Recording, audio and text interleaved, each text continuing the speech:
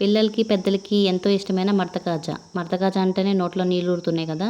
దాన్ని ఇంట్లోనే ఎలా ఈజీగా ప్రిపేర్ చేసుకోవాలో చూద్దాము. ముందుగా ఒక మిక్సింగ్ బౌల్ తీసుకొని దాంట్లో 1½ కప్పుల మైదా, కొంచెం సాల్టు, 2 టేబుల్ స్పూన్ల ఘీ వేసుకొని బాగా మిక్స్ చేసుకోవాలి.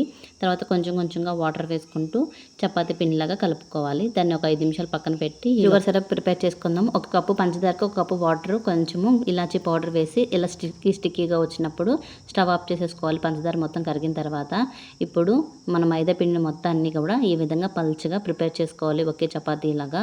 తర్వాత దానిపైన కొంచెం పొడి పిండి వేసుకొని చూపించిన విధంగా రోల్ చేసుకోవాలి. తర్వాత మడత కాజాని కట్ చేసుకున్న తర్వాత ఇలా ఈ విధంగా ఫింగర్తో ప్రెస్ చేసుకోవాలి. నూనె మనం చేపెడితే గోరువెచ్చగా ఉన్నప్పుడు ఈ మడత కాజాని ఒకదాని తర్వాత ఒకటి వేసుకొని ఇలా బంగారు రంగు వచ్చేంత వరకు ఫ్రై చేసుకోవాలి. తర్వాత షుగర్ సిరప్లో వేసుకోవాలి. అలాగే మిగిలినవన్నీ కూడా వేసుకుంటే మనకి మడత కాజా రెడీ అయిపోతుంది, బయట కొనే పని లేకుండా. ఈ వీడియో నచ్చితే ప్లీజ్ డు సబ్స్క్రైబ్.